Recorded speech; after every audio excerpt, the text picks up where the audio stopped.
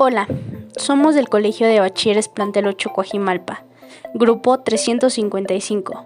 Somos el equipo Leones Salvajes, conformado por González Domínguez Aldair, Reyes Arcos Eric Naum, Reyes Cosme Frida Khalid, Galán Domínguez Luis Eduardo, Ramírez Martínez Lisset y Nesli Carrillo Lara.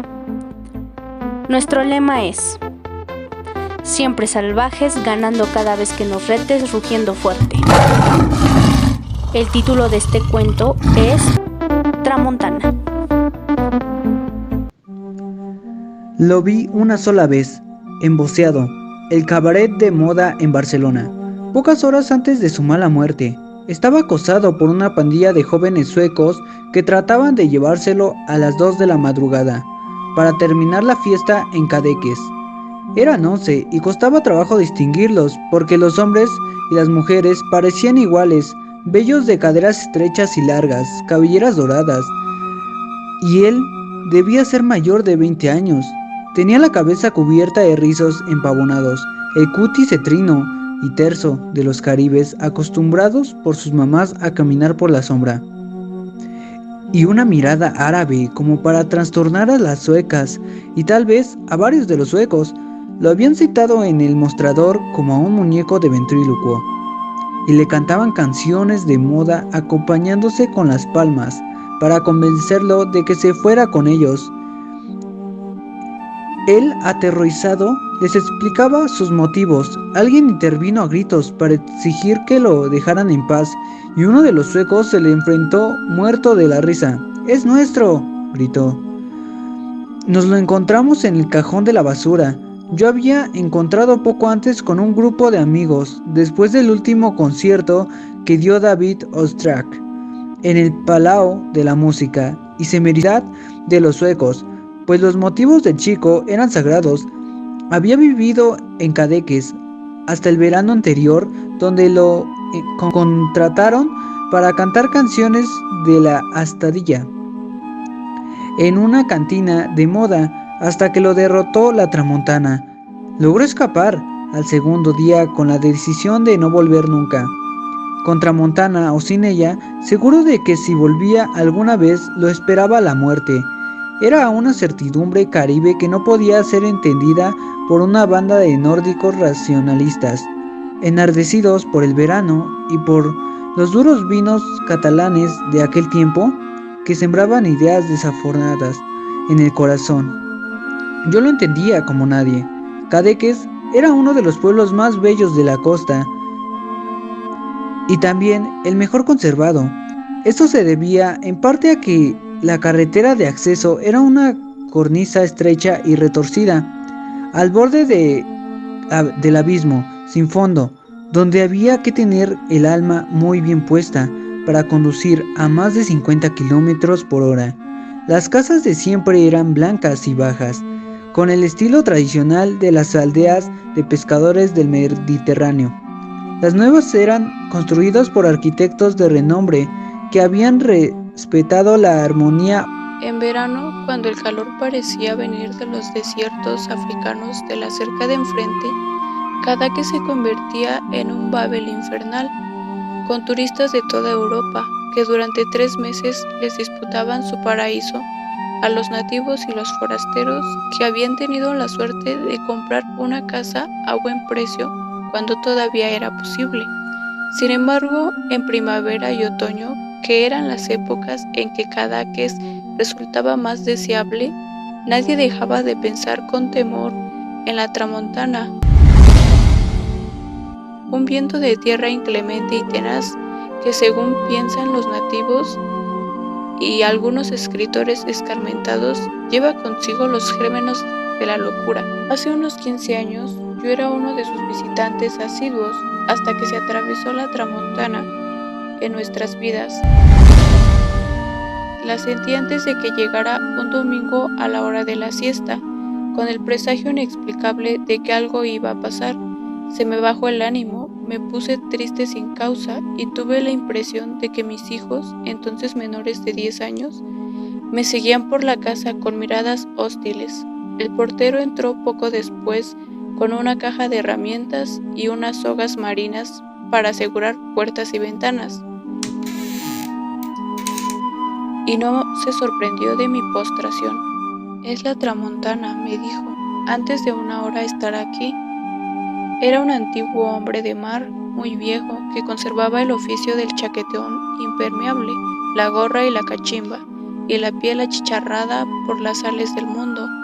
En sus horas libres jugaba a la petanca en la plaza con veteranos de varias guerras perdidas, y tomaba aperitivos con los turistas en las tabernas de la playa, pues tenía la virtud de hacerse entender en cualquier lengua con su catalán de artillero. El país de Francia, con ser lo que es, decía, pues no le daba crédito a ningún vehículo que no fuera del mar.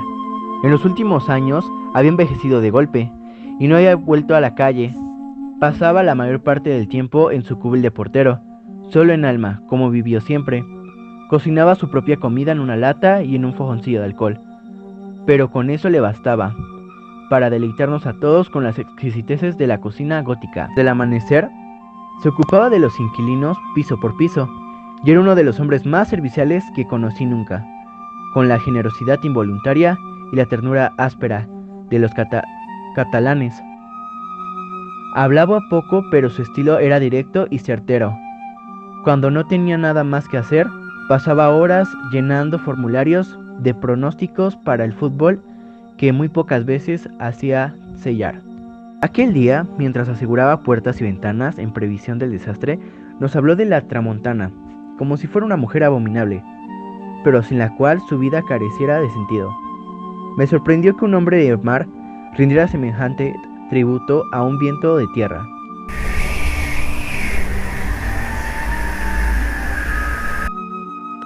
«Es que este es el más antiguo», dijo. Daba la impresión de que no tenía su año dividido en días y meses, sino en el número de veces que venía la tramontana. El año pasado, como 3 días después de la segunda tramontana, tuve una crisis de cólicos, me dijo alguna vez. Quizás eso explicaba su creencia de que después de cada tramontana uno quedaba varios años más viejo. Era tal su obsesión que nos infundió la ansiedad de conocerla como una visita mortal y apetecible. No hubo que esperar mucho. Apenas salió el portero, se escuchó un silbido que poco a poco se fue haciendo más agudo e intenso.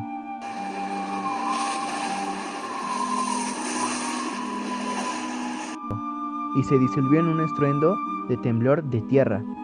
Entonces empezó el viento, primero en ráfagas espaciadas cada vez más frecuentes hasta que se quedó inmóvil.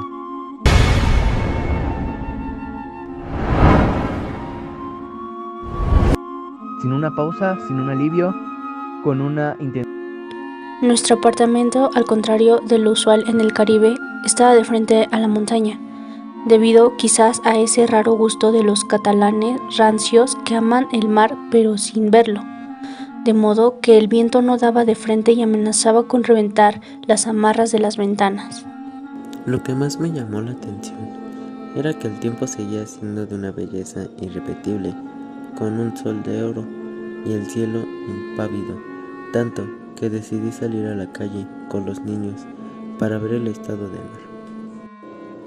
Ellos, al fin y al cabo, se habían criado entre los terremotos de México y los huracanes del Caribe, y un viento de más o menos no nos pareció para nada inquietante a nadie. Pasamos en puntillas por el cubil del portero y lo vimos estático frente a un plato de frijoles con chorizo, contemplando el viento por la ventana. No nos vio salir.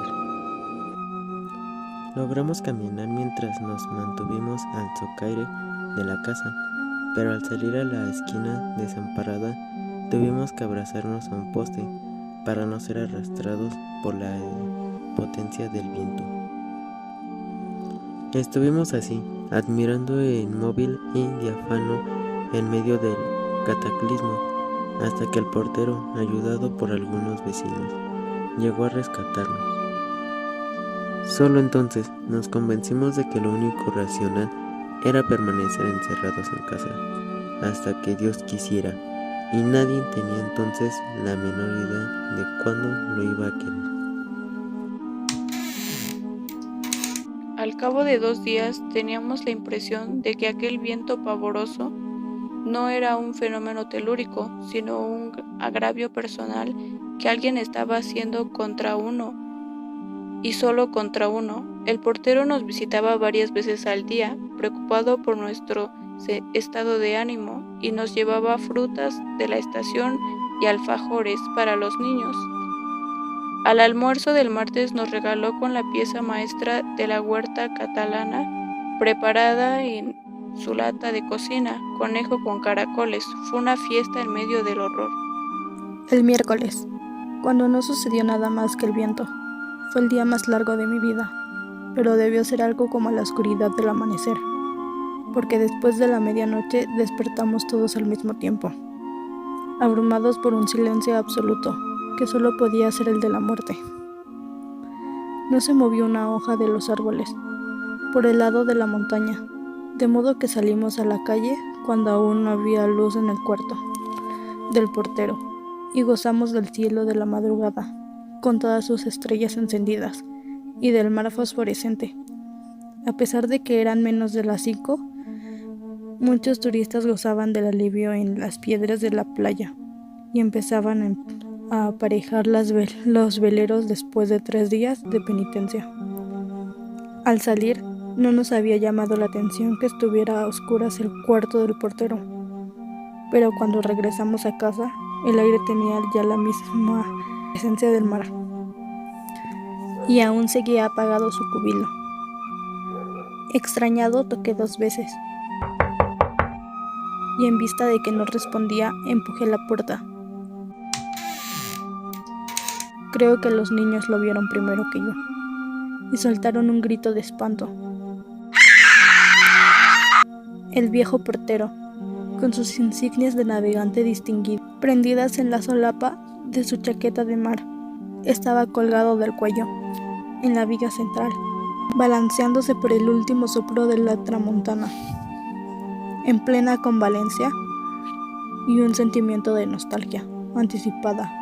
Nos fuimos del pueblo antes de lo previsto, con la determinación irrevocable de no volver jamás. Los turistas estaban otra vez en la calle y había música en la plaza de los veteranos, que apenas si tenía ánimos para golpear los boliches de la petanca. A través de los cristales polvorientos del mar marítimo alcanzamos a ver algunos amigos sobrevivientes que empezaban la vida otra vez en la primavera radiante de la tramontana. Pero ya todo aquello pertenecía al pasado. Por eso, en la madrugada triste del boceado, nadie entendía, como yo, el terror de alguien que se negara a volver a Cadaqués porque estaba seguro de morir. Sin embargo, no hubo modo de disuadir a los suecos, que terminaron llevándose al chico por la fuerza, con la pretensión europea de aplicarle la cura de burro a sus supercherías africanas. Lo metieron pataleando en una camioneta de borrachos, en medio de los aplausos y las rechiflas de la clientela dividida, y emprendieron a esa hora el largo viaje hacia Cadaqués.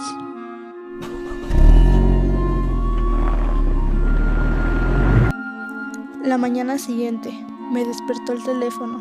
Había olvidado cerrar las cortinas al regreso de la fiesta y no tenía la menor idea de la hora, pero la alcoba estaba rebosada por el esplendor del verano.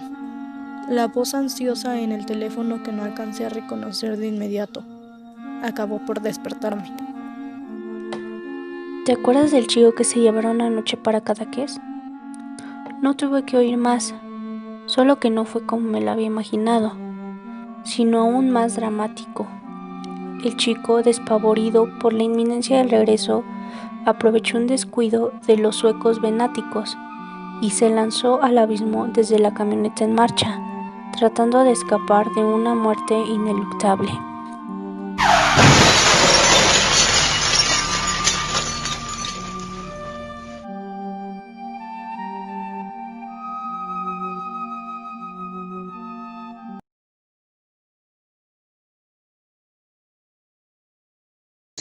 Y se me erizó la piel con la incredulidad de hasta el verano anterior, donde lo contrataron para cantar canciones de la Los cata... catalanes. De que no tenía su año dividido en días y meses. para no ser arrastrados por la potencia del viento.